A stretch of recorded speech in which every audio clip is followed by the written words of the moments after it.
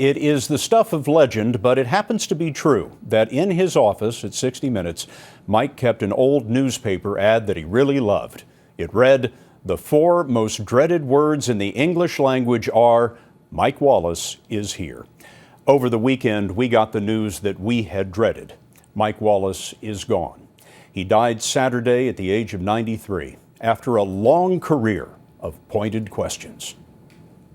He was doing what? With you. Why? Why? Really? You needed money. It's almost an embarrassment, sir, to hear this from you. You don't want to talk to me? Audacity. I don't understand.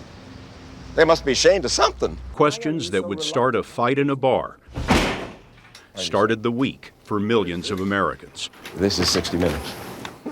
I'm nosy and insistent. Mike Wallace grew up alongside broadcasting, announcing the Green Hornet on radio. The Green Hornet strikes again. And then on television, there were the talk shows, game shows, and commercials. It's Procter & Gamble's Golden Fluffo. I'm Mike Wallace. The show is Night Beat. But it was in 1956 on a New York station that Wallace discovered that no one would throw a punch in a television studio, though some must have wanted to. I'm ready anytime you want to repeat the stupid question. This is Eleanor Roosevelt. I think that you will agree that a good many people hated your husband. They even hated you. Yes, a great many do still.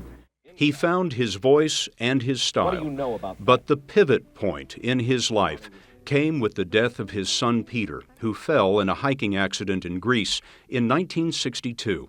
60 Minutes, Volume 1, Number 1. Wallace wanted to do work that his son would be proud of, and in 1968, 60 Minutes creator Don Hewitt was looking for audacity. Hold it a minute, goddammit! It wasn't always a happy marriage, but out of the conflict, they created the most successful primetime television broadcast of all time.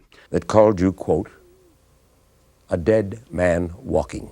Over 4 decades, Wallace interviewed everyone who was anyone.